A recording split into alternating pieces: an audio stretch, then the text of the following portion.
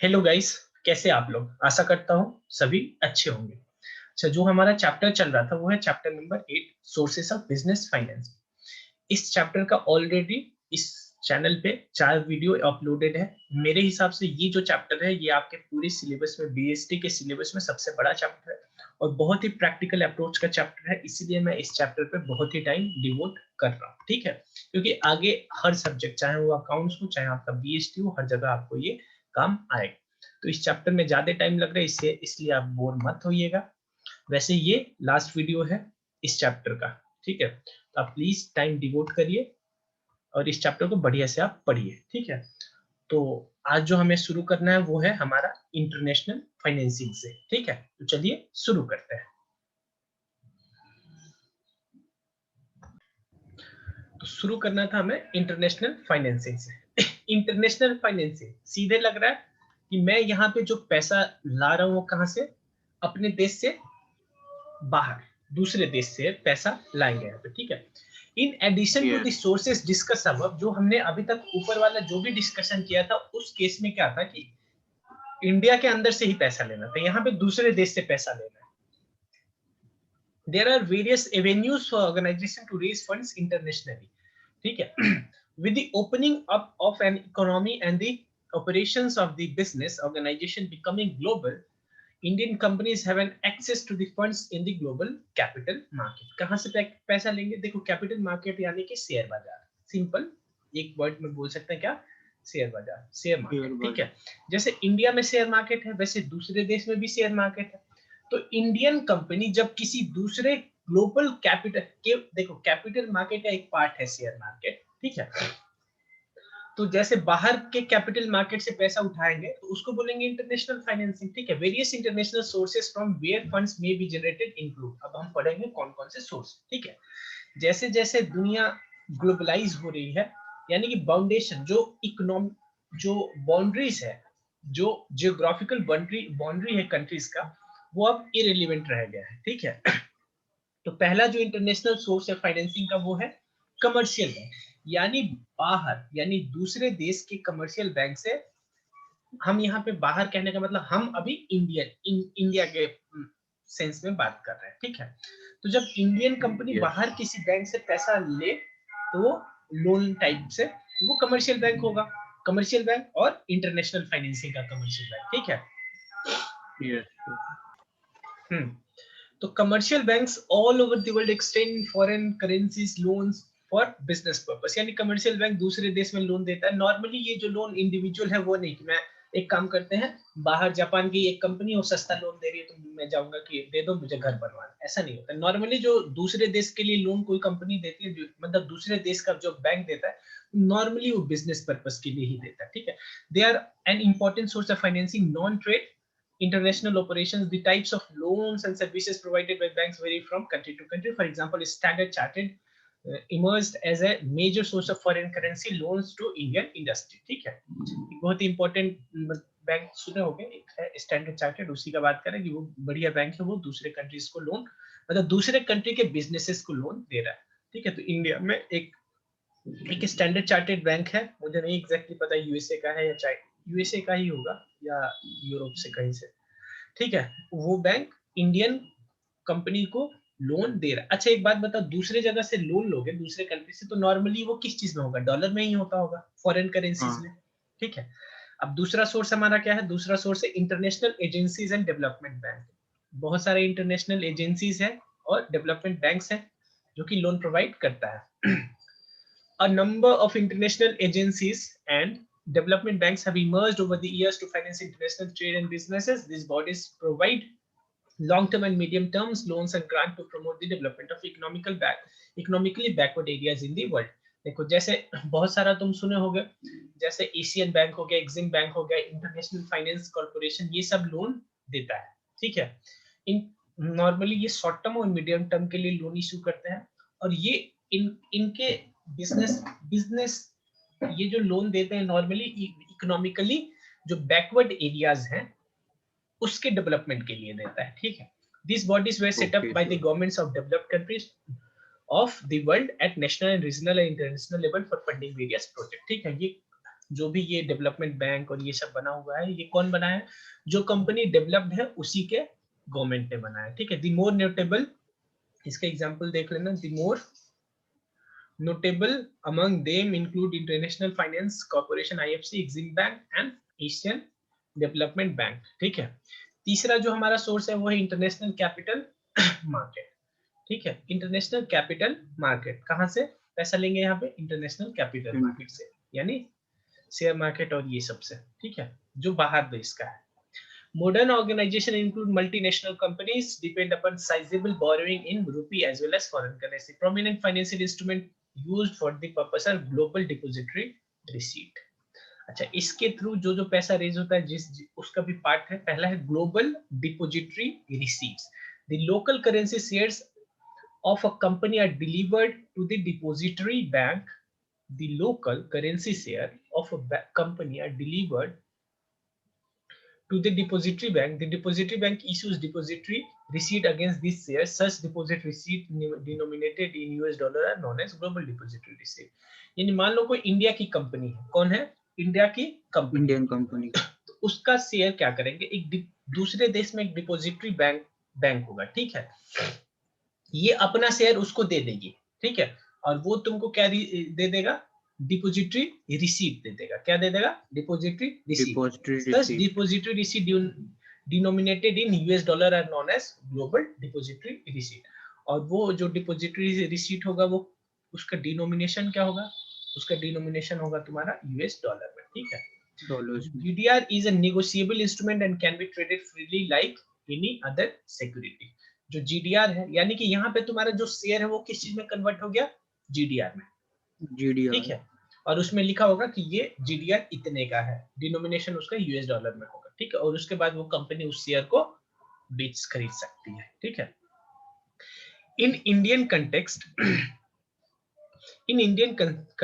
GDR is an instrument issued abroad.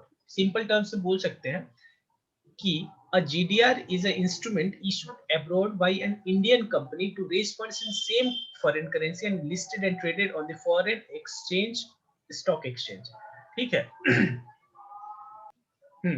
तो यहाँ पे क्या होता है? सिंपल टर्म से बोल सकते हैं कि देखो, इंडियन कोई कंपनी है, उसको बाहर अगर किसी देश से पैसा उठाना है, अच्छा बाहर देश से पैसा उठाएंगे यानी शेयर उसको बेचेंगे, तो मुझे क्या मिलेगा? मुझे एक फॉरेन करेंसी में पैसा मिलेगा, ठीक है। तो अगर जब इंडियन कंपनी बाहर के किसी स्टॉक मार्केट से या कैपिटल मार्केट से जो पैसा लेती है, उसको हम बोलते हैं ग्लोबल डिपोजिटरी रिसीट, ठीक है। A holder of GDR can at any time convert it into number of shares it represent, ठीक है। अच्छा, ये हमने देखा था कि GDR क्या है? शेयर्स को ही GDR में कन्वर्ट करते हैं। तो जब बाहर का जो भी जिसने उस GDR को खरीदा होगा, वो जब भी चाहेगा उसको नंबर ऑफ शेयर्स में कन्वर्ट कर सकता है, ठीक है। The holder of GDR do not carry any voting right. बस ये इंपॉर्टेंट एक चीज ध्यान रखना कि देखो, वैसे तो GDR कैसे बना है? शेयर्स के ही थ्रू, लेकिन GDR, अच्छा ये भी हमने देखा था कि इक्विटी शेयर होल्डर्स को क्या मिलता है? वोटिंग राइट होता है, लेकिन GDR के पास वोटिंग राइट नहीं होता है। Many Indian company such as, कौन कौन सी कंपनी ने अपना अपना GDR दूसरे देश के स्टॉक एक्सचेंज में इशू किया है? Infosys, Reliance, Wipro, ICICI have raised money through issue of GDR, ठीक है। अब बात करते हैं अमेरिकन डिपोजिटरी रिसीट। देखो, ये जो ग्लोबल डिपोजिटरी रिसीट है हमारा, ये केवल किसके, ये पूरा ग्लोबली है। क्या है ये? ग्लोबली। और ये केवल अमेरिका में। मान लो इंडियन कंपनी अगर अमेरिकन स्टॉक एक्सचेंज में अपना शेयर इशू करेगी, तो उसको क्या बोल देंगे? American depository receipt. The depository receipts issued by a company in the USA are known as American depository receipt, ठीक है। ADR are bought and sold in American market like the regular stock. It is similar to GDR except that it can be issued only to American citizens and can be listed and traded on a stock exchange of USA. समझ गए? ये केवल USA specific हो जाए। अच्छा एक बात बताओ, जैसे इंडियन कंपनी बाहर जा रही है, क्या बाहर की कंपनी भी इंडियन स्टॉक एक्सचेंज में इशू कर सकती है? कर सकती है। तो उस केस में उसको हम क्या बोलेंगे? आईडीआर। क्या बोलेंगे? Indian depository receipt. क्लियर? आईडीआरस। अब बात करते हैं, an Indian depository receipt is an financial instrument denomination in Indian rupees in the form of depository receipt. It is created by the Indian depository to enable the foreign companies to raise fund from the Indian stock market, ठीक है। The IDR is a specific individual Indian version of this similar global depository receipt. जैसे देखो global depository receipt वो पूरे देश में होगा, ठीक है, लेकिन जब हम यूएसए स्पेसिफिक बात करेंगे तो उसी को उसमें क्या हो जाएगा, यूएस अमेरिकन डिपोजिटरी हो जाएगा, वैसे इंडियन डिपोजिटरी हो जाएगा रिसीट आईडीआर। समझ गए बात? Yes sir. The foreign company issuing IDR deposits, यहाँ पे पढ़ रहा हूँ, ठीक है, the foreign company issuing IDR deposits shares to in Indian depository custodian of security registered with the Security Exchange Board of India. In turn, the depository issues receipts to investors in India. Against these shares, the benefits of underlying shares like bonus etc accrue to the IDR holder in India. वही बात जो starting में हमारा global receipt में हुआ था, क्या कि इंडियन कंपनी जब वहां जाएगी तो वो अपने शेयर्स को किस चीज में कन्वर्ट कराती है, डिपॉजिटरी में कन्वर्ट करा लेगी। वैसे ही जब बाहर की कंपनी इंडिया में आएगी तो वो अपना शेयर किसको देगी, वो अपना शेयर देगी जो भी इंडियन डिपोजिटरीज होते हैं। जैसे हर कंट्री का अपना मतलब गवर्नमेंट डिपार्टमेंट टाइप समझो, क्या है ये, गवर्नमेंट डिपार्टमेंट। हाँ, तो इंडियन डिपोजिटरी एक होता है, उसको दे देगा। अब वो क्या करेगा, उसको कन्वर्ट कर देगा आईडीआरस में, ठीक है, उसके बाद आईडीआर का शेयर परचेस होगा। अच्छा बताओ, इसको वोटिंग राइट मिलेगा दूसरे कंट्री के शेयर्स में? नॉर्मली नहीं मिलना चाहिए, वहां उस कंपनी का जो भी वोटिंग होगा उसमें पार्टिसिपेट नहीं करेगा, ठीक है, लेकिन बोनस और डिविडेंड सब कुछ मिलेगा, ठीक है। Okay sir. According to SEBI guidelines, IDRs are issued to Indian resident in the same way as domestic company are issued, ठीक है, डोमेस्टिक शेयर्स है, जैसे शेयर खरीदते हैं वैसे आईडीआर भी खरीद सकते हैं। The issuer company makes a public offer in India and resident can bid in exactly the same format and method as the bid for Indian shares. जैसे हम इंडियन शेयर्स खरीदते हैं वैसे ही हम बाहर की कंपनी का आईडीआर भी खरीद सकते हैं सेम वे में, ठीक है। Standard chartered PLC was the first company that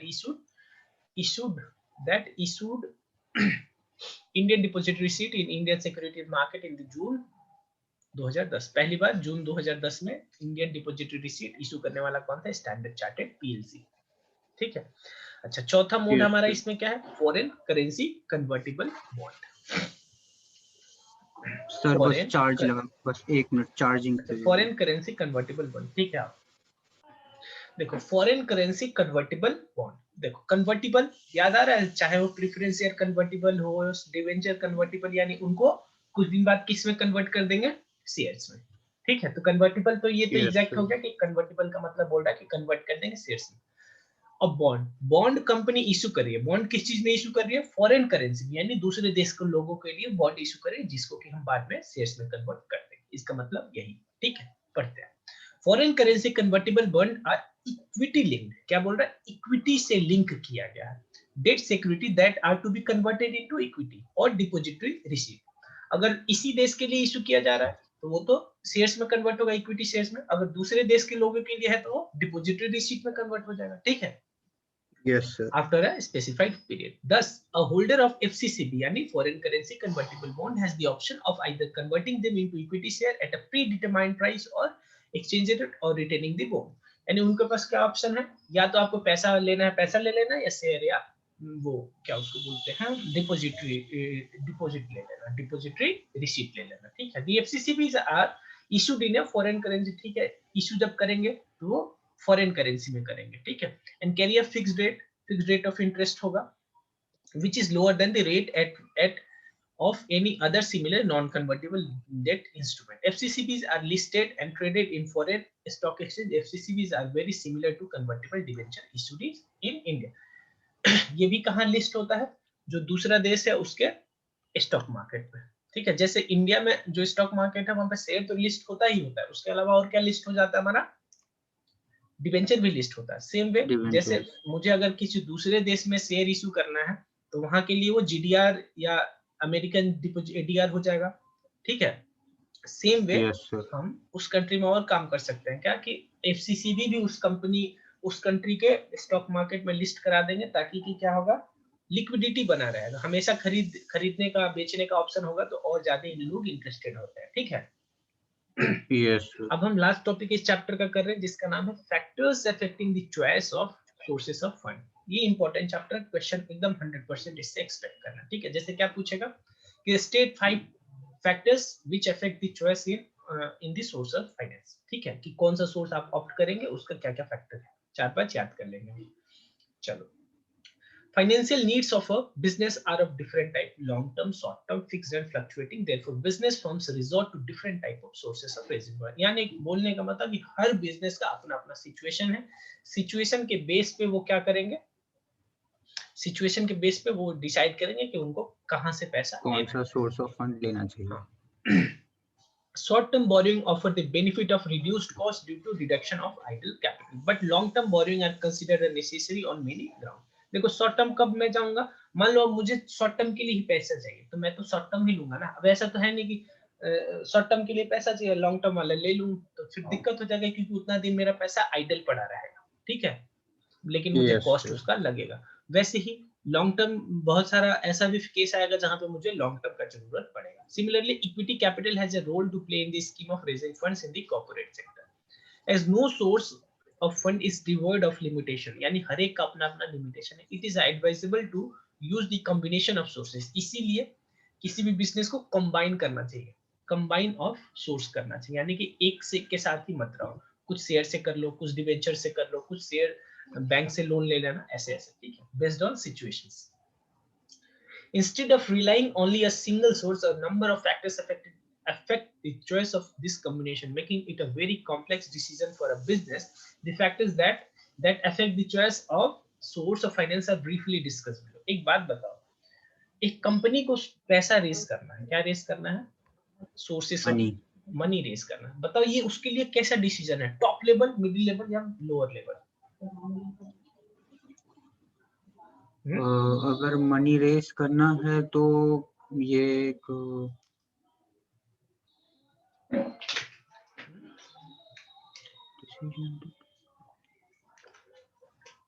बोलो, कुछ तो बोलो। ये एक मीडियम लेवल डिसीजन है। अच्छा, कुछ टॉप लेवल बताओ, टॉप लेवल क्या होता है? टॉप लेवल डिसीजन मतलब जो कि बहुत ही ज्यादा मतलब इम्पोर्टेंट है। तुमको ऐसा नहीं लग रहा है कि कंपनी को पैसा चाहिए भाई, उसी पे कंपनी टिकना है। कंपनी किस चीज पे टिकी है, पैसे पे ही, तो पैसा ही नहीं होगा तो बिजनेस कहां से होगा? हाँ, फंड्स नहीं है तो ये कंपनी तुम्हारा चलेगी। टॉप लेवल मैनेजमेंट का डिसीजन होता है।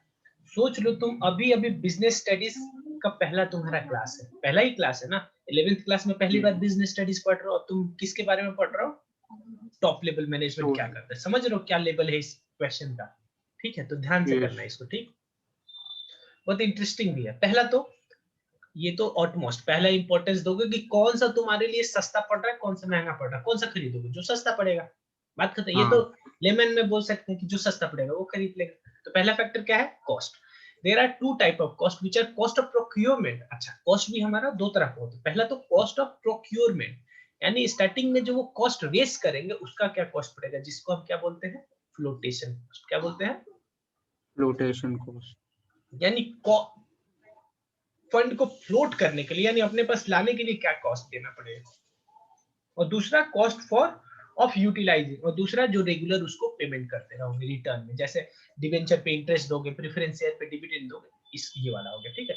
Both this cost should be taken into account while deciding about the sources of fund that will be used by organization, ठीक है। बाकी आगे कुछ इन्होंने नहीं बोला, वैसे मैंने बता दिया। Second point, financial strength and stability of operation, यानी कि कंपनी का ऑलरेडी क्या फाइनेंशियल स्ट्रेंथ है, यानी पावरफुल कितनी है कंपनी और स्टेबल कितनी है, मतलब कंपनी अगर सही दिशा में चल रही है, क्या चल रही है, अच्छा प्रॉफिट कमा रही है, कहने का मतलब, ठीक है, और रेगुलर फ्लक्चुएट नहीं हो रहा है ऊपर नीचे, यानी सब कुछ सही चल रहा है, तो डिवेंचर इशू कर दो। क्योंकि नॉर्मली कंपनी अगर कॉस्ट को बेसिस ले तो कंपनी के लिए ज्यादा कॉस्ट पड़ता है डिवेंचर में, क्योंकि रिस्क ज्यादा होता है। सॉरी, एक सेकेंड, कॉस्ट ज्यादा कंपनी को किस चीज में पड़ता है, शेयर्स में पड़ता है, इक्विटी शेयर्स में मतलब ज्यादातर, ठीक है। सबसे ज्यादा कॉस्ट पड़ता है कंपनी को इक्विटी में, उससे कम पड़ता है प्रेफरेंस में, उससे कम पड़ता है डिवेंचर, क्योंकि कंपनी के लिए सबसे ज्यादा रिस्की होता है डिवेंचर, इसलिए उसको कम पैसा देती है, ठीक है। अब बात करते हैं कि फाइनेंशियल स्ट्रेंथ, इसीलिए फाइनेंशियल स्ट्रेंथ अगर ज्यादा अच्छा है आपका तो आप डिवेंचर इशू कर दो, ठीक है, क्योंकि कंपनी को उस केस में कॉस्ट कम हो जाएगा, ठीक है। समझ पा रहे हो बात जो बोल रहा हूँ, यस। ठीक। तो क्या बोल रहे हैं कि the financial strength of a business is also a key determinant in the choice of source of fund. Business should be in a sound financial position. ठीक है, अगर बिजनेस का क्या है, फाइनेंशियल कंडीशन अच्छा है हाँ, अगर बिजनेस। एक सेकंड, रुक जा। Sound financial position so as to be able to repay the principal. अगर उसको ये बात पता है, इतना साउंड है उसका फाइनेंशियल पोजीशन कि वो अपने प्रिंसिपल अमाउंट और इंटरेस्ट पे कर सकती है, तो उसको क्या इशू कर देना चाहिए, डिवेंचर। क्योंकि एक बात बताओ, कॉस्ट किस पे कम है, कॉस्ट कंपनी के लिए डिवेंचर पे कम है। अगर वो हाँ। अपने लाइबिलिटी को, जो फाइनेंस डिवेंचर इशू करने से जो लाइबिलिटी होगा, इंटरेस्ट होगा या उस पैसे को लास्ट में वापस करना, वो अगर पे कर सकते हैं तो इसी के साथ जाओ। फिर when the earning of the organization are not stable, अगर उसका अर्निंग स्टेबल नहीं है, यानी फ्लक्चुएट करता है, कहने का मतलब एक साल आप प्रॉफिट कमा रहे हो, अगले साल लॉस, ठीक है, वो उसमें भी बहुत ऊपर नीचे है, तो फिर कंपनी को क्या कर लेना चाहिए, फिर तो आप प्रेफरेंस शेयर या इक्विटी शेयर इशू कर लो। इक्विटी में, ठीक है, इक्विटी ही मेनली। ठीक है, जैसे कि जो प्रेफरेंस शेयर हो गया या डिबेंचर हो गया, उसके केस में हमारा ये होता है, क्या उसको बोल सकते हैं, फिक्स्ड, आपको देना ही देना है, प्रॉफिट कमाओ या मत कमाओ। मेनली डिबेंचर में, प्रेफरेंस में तो थोड़ा बहुत छूट भी है। ठीक है, यानी कि देखो, प्रॉफिट अगर होगा तो कंपनी का प्रेफरेंस। फाइनेंशियल पोजीशन अच्छा है, यानी प्रॉफिट रेगुलरली और स्टेडीली कमा रही है, तब सबसे बेस्ट है डिबेंचर। उससे थोड़ा सा नीचे है प्रेफरेंस। ठीक है, अगर प्रॉफिट अच्छा से नहीं कमाना या स्टेबल नहीं कमाना, तो फिर इक्विटी के साथ जाओ, बात। इक्विटी ठीक शेयर्स। है, अब हम अगला बात कर रहे हैं किसका, forms of organisation and legal status. देखो, कोई भी, चाहे मैं प्रोप्राइटरीशिप बिजनेस कर रहा हूँ, पार्टनरशिप कर रहा हूँ, कंपनी कर रहा हूँ, एचयूएफ कर रहा हूँ, कोई भी बिजनेस करूंगा, पैसा तो चाहिए। तो ये हम जो चैप्टर पढ़ रहे हैं, हर एंगल से पढ़ रहे हैं। तो ये बोल रहा कि किस फॉर्म का ऑर्गेनाइजेशन है आपका, आप पार्टनरशिप हो, प्रोप्राइटरीशिप हो, कंपनी हो, क्या हो। तो एक बात बताओ, अगर मैं पार्टनरशिप हूँ तो क्या मैं सोच सकता हूँ डिबेंचर और शेयर्स के लिए, सोच ही नहीं सकता हूँ, बात खत्म। Equity shares yes. इशू ही नहीं कर सकता पार्टनरशिप फॉर्म या प्रोप्राइटरी फॉर्म। ठीक है, the form of business organisation and status influences the choice of a source for raising money. A partnership firm, for example, cannot raise money by issue of equity share, as this cannot be issued only, as this can only be issued by a company. ठीक है, यानी अगर मेरा company जो है, अगर मतलब मेरा बिजनेस प्रोप्राइटरीशिप या पार्टनरशिप चल रहा है, तो मैं डिबेंचर और शेयर इशू नहीं कर सकता। अगला पॉइंट है हमारा पर्पस एंड टाइम पीरियड। आपको जो पैसा चाहिए वो कितने टाइम के लिए चाहिए, शॉर्ट टर्म, मीडियम टर्म या लॉन्ग टर्म। ठीक है, business should plan accordingly to the time period for which the funds are required. A short-term need, for example, can be made through borrowing fund at low rate of interest. ठीक है, अगर a short-term need, for example, can be made through borrowing funds at low rate of interest through trade credit, commercial paper, etc. ठीक है, अगर कम time के, बहुत ही short term के लिए चाहिए, तो फिर आप यहीं से ले सकते हो पैसे, जैसे ट्रेड क्रेडिट हो गया, commercial paper, etc. For long term financing source such as issue of share, long term के लिए चाहिए तो शेयर से इशू कर लो, डिवेंचर से इशू कर लो। Similarly for the purpose for which funds are required need to be considered so that the source is matched with the use. ठीक है, ताकि कि जो, मतलब पहले देखो, पैसा चाहिए, ठीक है, पैसा जो चाहिए तुम्हें कितने टाइम के लिए चाहिए, long term, short term. Long term चाहिए तो उसको उठाओ लॉन्ग टर्म सोर्स से, अगर शॉर्ट टर्म चाहिए तो शॉर्ट टर्म सोर्स से, यानी शॉर्ट मैच टर्म करो। सोर्स। ठीक, for example, a long-term business expansion plans should not be financed by the bank overdraft, which will be required to be repaid on short term. अब तुमको business को expand करना है, तुम बोल रहे हो कि बैंक ओवरड्राफ्ट यूज कर लेंगे। बैंक ओवरड्राफ्ट यूज करोगे तो 1-2 महीना बाद ही आपको पैसा वापस करना पड़ेगा। अब बिजनेस में yes.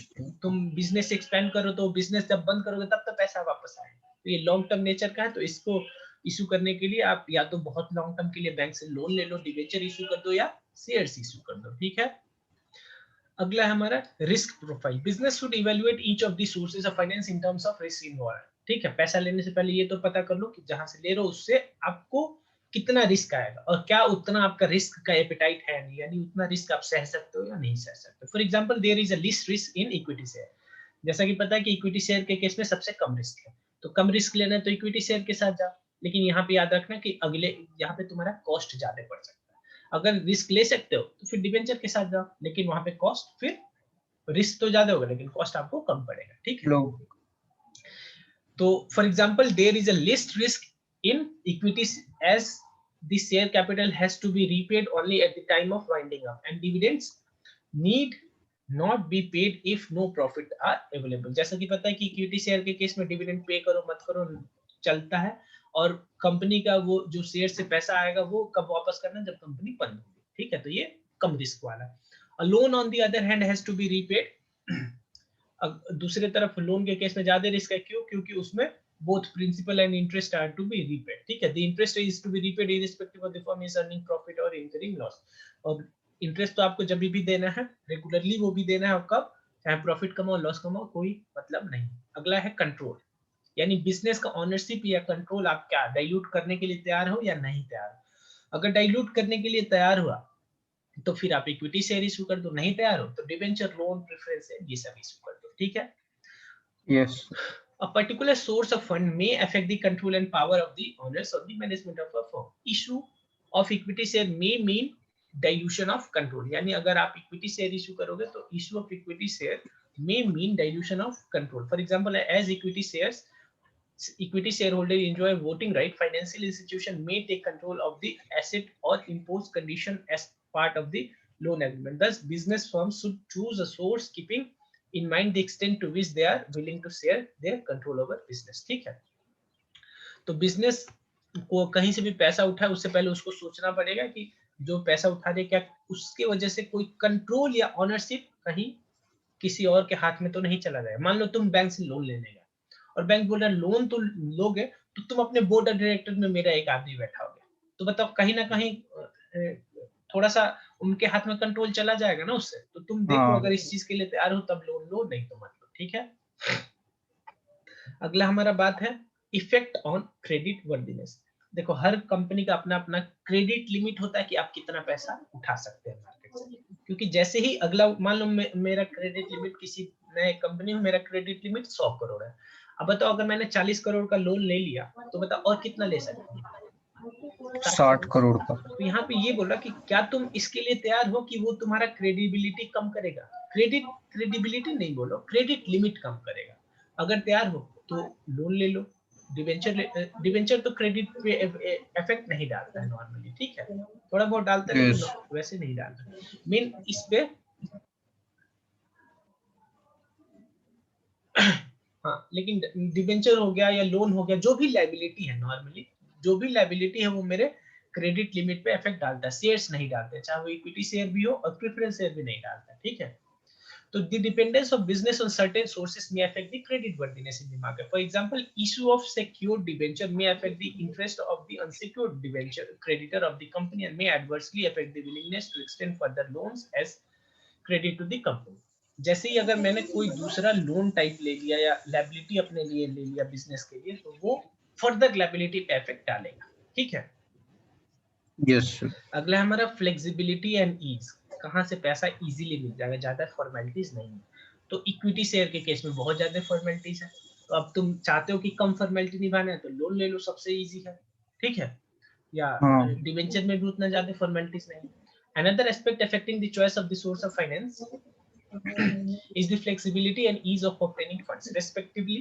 Respective provisions, detailed investigation and documentation in case of borrowing from banks and financial institution, for example, may be the reason that a business owner may not prefer it if other options are readily available. वैसे मैंने बताया था कि bank के case में भी क्या होता है, बैंक के केस में भी बहुत सारा फॉर्मेलिटीज निभाना पड़ता है। सबसे इजी है क्या, डॉक्यूमेंट्स। डिवेंचर इशू कर लो, ठीक है। डिवेंचर में कम फॉर्मेलिटीज है, शेयर्स में भी ज्यादा है, ठीक है।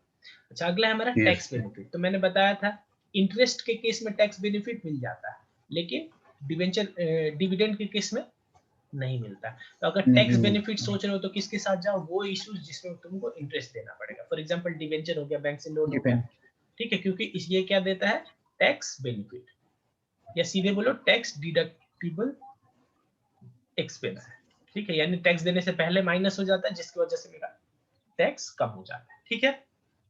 Yes.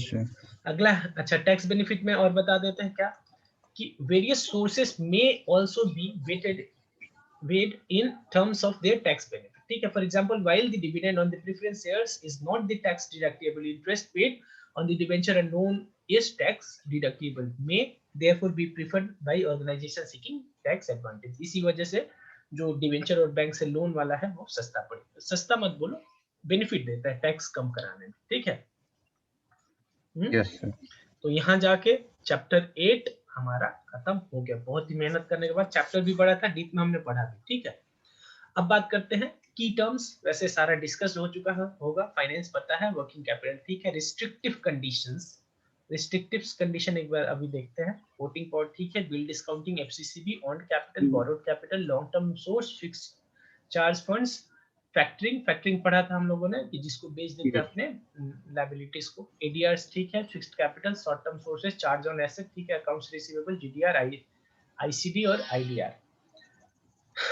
रिस्ट्रिक्टिव कंडीशन यानी रिस्ट्रिक्ट कर देगा, कुछ कंडीशन आपकी इंपोज कर देगा, इसी के बारे में ये बात कर रहे हैं, ठीक है। Okay sir. तो इसके अलावा और भी क्वेश्चंस है, तो ये तो समरी तो उतना कोई इशू नहीं है। समरी तो छोड़ दो। उसके बाद है एक्सरसाइज। एक्सरसाइज एक बार ऐसे ऊपर से देख लेते हैं कि क्या मतलब पूरा डिस्कस हो चुका है या नहीं। व्हाट इज बिजनेस फाइनेंस, ठीक है, ये तो हो गया है। What is business finance, why do businesses needs fund, ठीक है। ये तो यही बात हो गया कि Yes, बताओ sir. कि व्हाट इज भोजन और व्हाई डू बॉडी नीड्स भोजन, ठीक है, यही हो गया ना, क्योंकि उसके बिना तो Yes, sir. नहीं जी सकते हैं, वैसे बिजनेस बिजनेस भी टिक नहीं फाइनेंस के पाएगी बिना नहीं फंड्स टिक के पाएगा। बिना। List sources of raising, long term और शॉर्ट टर्म, ये भी हो जाएगा। What is difference between internal external source of financing, ये भी हो जाएगा हमारा। अगला बात करते हैं, what preferential right are enjoyed by preferential. दो प्रेफरेंशियल राइट होता है, एक तो डिविडेंड पहले उनको मिलता है डिवेंचर से, और कंपनी बंद होने के दौरान उनको जो प्रिंसिपल अमाउंट होता है, जो पैसा उन्होंने शेयर्स में दिया, वो भी उनको पहले मिलेगा as compare to equity share holder, ठीक है। Yes, sir.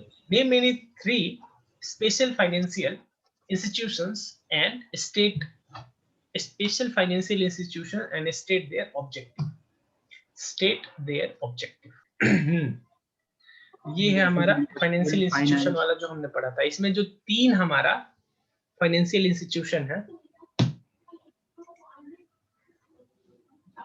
हाँ, मतलब जो तीन उनका काम होता है अदर देन प्रोवाइडिंग लोन, ये वाला है पॉइंट, ठीक है। In addition to providing financial assistance, these institution also conduct market survey हो गया, provide technical assistance and managerial services to people who run the enterprises. This source of financing is considered suitable when the large funds for longer duration are required for expansion, reorganization, modernization of the entity. वैसे यहाँ से यहीं तक का point था, ठीक है। एक हो गया मार्केट सर्वे, दूसरा हो गया टेक्निकल असिस्टेंस, तीसरा हो गया मैनेजरियल सर्विसेज, ठीक है। पिछले वीडियो ओके में सर। इसको हम किया था, ठीक है। अगला है हमारा GDR and AD. What is the difference between GDR ADR, ठीक है। ये ग्लोबल टर्म्स में होता है, ये अमेरिकन टर्म, ये अमेरिकन डिपॉजिट। ठीक है। Long answer question, explain trade credit, bank credit as a source of short term financing, ठीक है। Discuss the sources from which a large industrial enterprises can raise capital for financing modernisation and expansion, ठीक है। What advantages the issue, ठीक है, ये भी हो जाएगा। State the merit and demerit public deposit retain earning हो जाएगा। Discuss the financial instrument used in international financing, वही तीन चार डिस्कस कर देंगे, एडीआर जीडीआर, और फिर कमर्शियल बैंक से भी लोन ले सकते हैं इंटरनेशनल फाइनेंसिंग के केस में। What, yes sir. अच्छा, एफसीसीबी भी इसमें डिस्कस कर सकते हैं। 6 point, what is commercial paper, what are its advantages and limitation, ये भी हमारा हो जाएगा। अगला है प्रोजेक्ट एंड असाइनमेंट, इससे हम लोगों को मतलब नहीं है, ठीक है। तो ये करते हुए हमारा ये वाला चैप्टर हो गया ओवर एंड आउट। तो इस तरह हमारा ये वाला चैप्टर ओवर हो गया। बहुत ही डिटेल में हमने पढ़ा। वैसे भी ये बड़ा चैप्टर था, तो बढ़िया से पढ़िएगा और प्रैक्टिकल अप्रोच के साथ पढ़िएगा। कोई भी वर्ड्स, अगर ये क्वेश्चन आप ट्राई करिएगा नहीं होगा, फिर भी मेरे से पूछ लीजिएगा। और दूसरा कोई बुक होगा, चाहे कोई भी आपके पास बुक हो, उससे भी अगर कोई आपको डाउट आए तो आप मेरे से कमेंट सेक्शन में पूछ लीजिएगा, ठीक है। और इस चैप्टर को आप बढ़िया से पढ़िएगा। इसका बस 11th तक ही मतलब नहीं है, 12th में भी इस चैप्टर के थ्रू ही बीएसटी का एक दो चैप्टर है, ठीक है। इसका अंडरस्टैंडिंग अच्छा होगा तो वहां पे भी आपको अच्छा अंडरस्टैंडिंग मिलेगा। और उसके बाद इसका इफेक्ट कुछ अकाउंट्स में भी है, ठीक है। तो ये सब सोचते हुए आप इस चैप्टर को बढ़िया से कर लीजिएगा। तो वीडियो देखने के लिए आप सभी का बहुत बहुत धन्यवाद। मन करे चैनल को सब्सक्राइब कर लीजिएगा, डाउट है कमेंट सेक्शन में पूछ लीजिएगा, और चैनल इस वीडियो को लाइक कर दीजिएगा। मन करे तो चैनल को दोस्तों के साथ भी शेयर कर दीजिएगा। तो चलते हैं, thank you very much, bye.